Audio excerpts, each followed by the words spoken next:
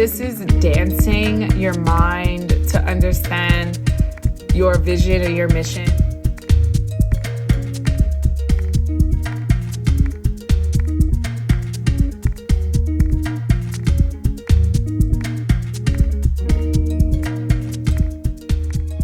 And we are back. We are back learning about resilience and how to navigate your life so that you are just living a fulfilled life and happy.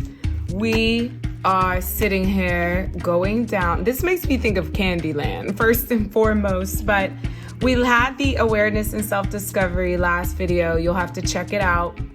But it talked about how you can't go on if you really don't know yourself. Start with understanding yourself in its full entirety and living in high grade awareness of self so that you can be able to navigate through this journey that this roadmap we're going under. So today, mission and vision statement. That's what we're gonna do. So let's pop this thing off. Mission and vision statement. There we go. So to give you background, right? This is a 2021 journal, and I wrote this on December 4th, 2020. So it was significantly before the year. And this was just simply checking in with myself, seeing how last year went, how I want this year to go, and really fine-tuning the things that were important to me. Or at least being honest about them on paper. And this is where this came from. So there's 11 questions, and I'll just give you a high-level example of each one. All right, number one, what would I want to experience in life if time and money were not an issue? Think about what you would do if nothing, I'm talking about time or money, the two things that drive my anxiety, if we're not an issue. I said I would experience the ultimate peace and bliss, full contentment. I would travel the world and learn new languages.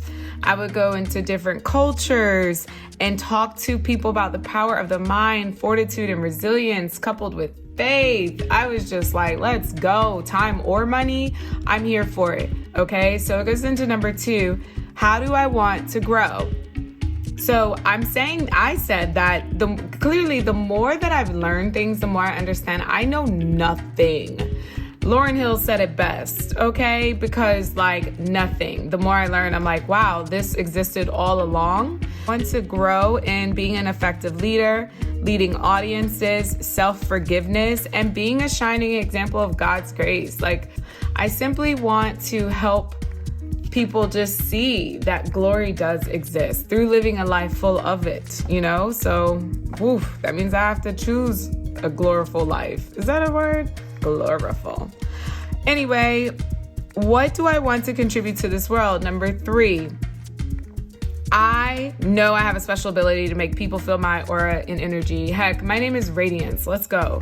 So I definitely said that I want to contribute my testimony and being able to encourage and architect the energy of the rooms that I step in. Like, that's me.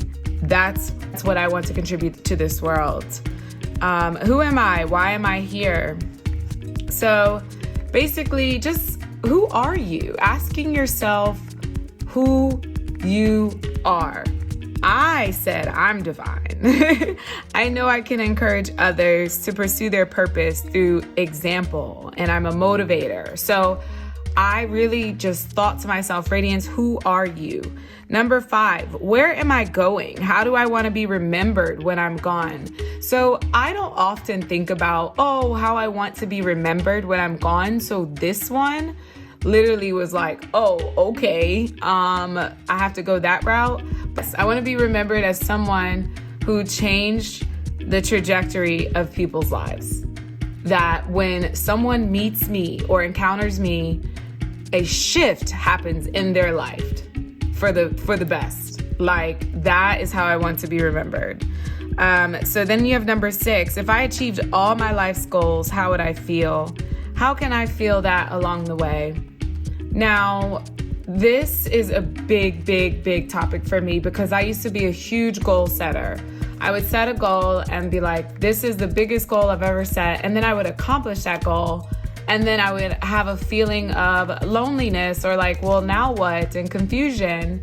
And so with this, it's like there's more work to be done because my goals center around service.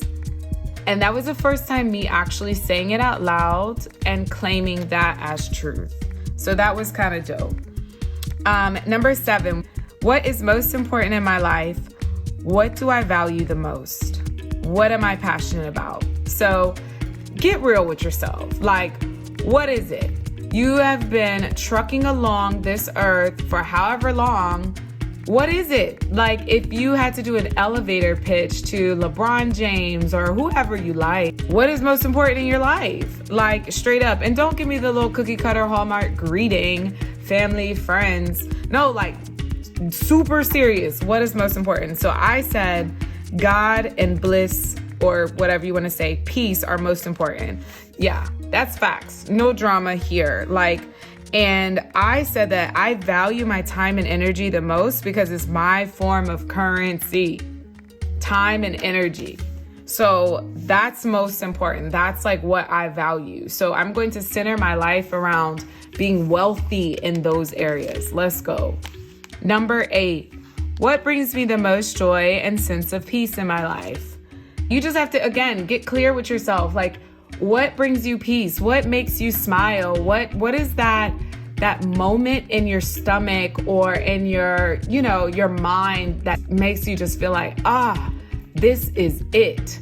And so that's me when I see God through people, experiences, nature, myself. I always, whenever I see the colors of the sky, when I see new cultures, people genuinely like looking, glowing and loving, that brings me sense and peace. So it helps you to kind of say, okay, well, what is the end result? Like, what is going to make you feel fulfilled?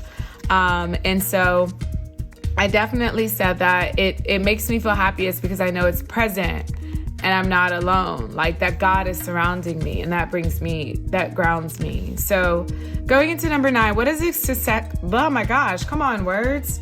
What does a successful life look like for me? Again, I'm wealthy in mind, body, spirit. Like, so for me, it goes back to like, how am I as a whole person? Not like, oh, I drive, and nothing wrong with that. Cause trust me, I want to drive my Porsche, but that doesn't mean it's a successful life for me. Because I'm cool with my Mazda.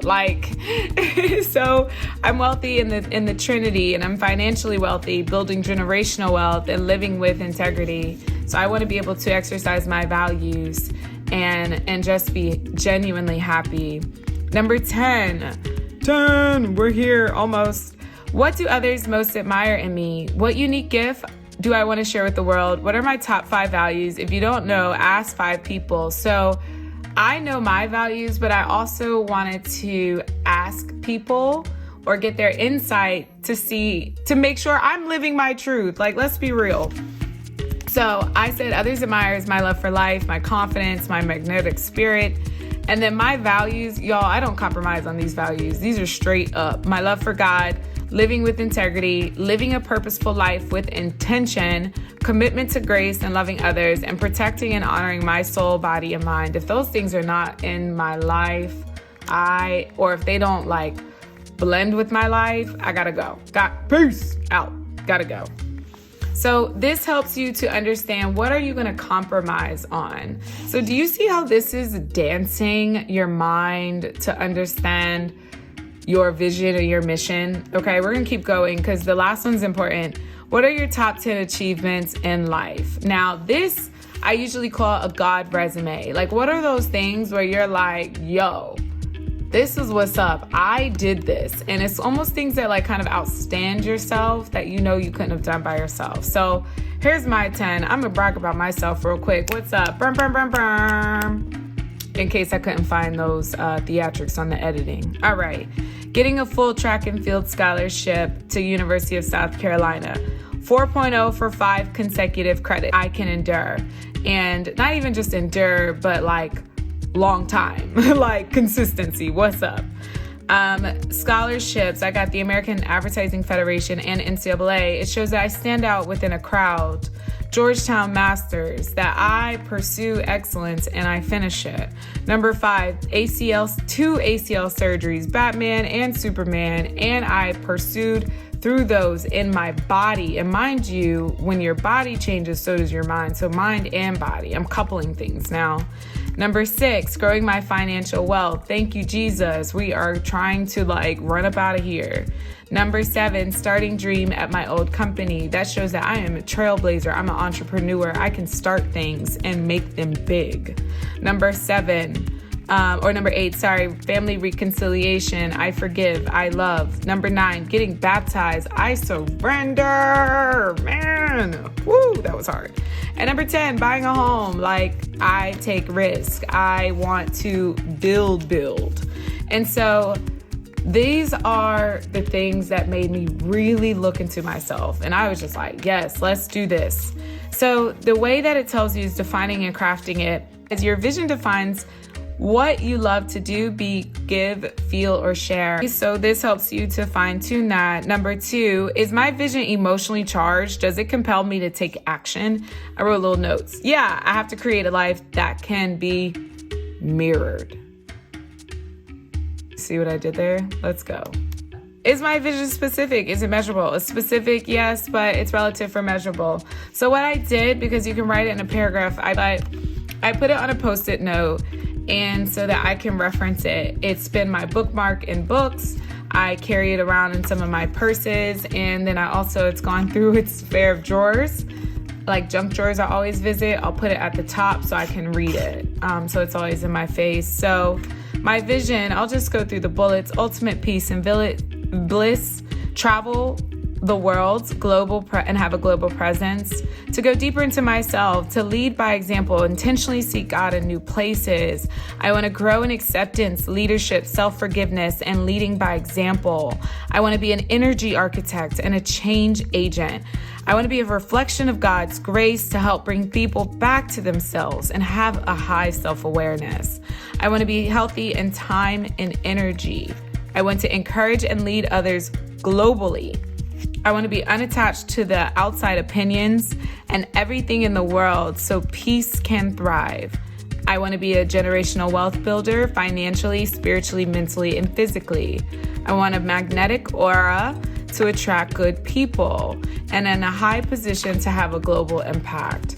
So this is how I decided to center my life. Now, what comes from that is my choice of my beautiful dance with the design of my life, but foundationally, my integrity, my heart, my character comes from this mission and vision. And this is why it's so important to become aligned with that, because if not, then you're kind of just wandering and you don't really know what you're good at. I'm good at many things, but if it's not aligned with how I see myself, how I want to see myself, my values, and then also even aligned to being able to make this top 10 list, what is it for?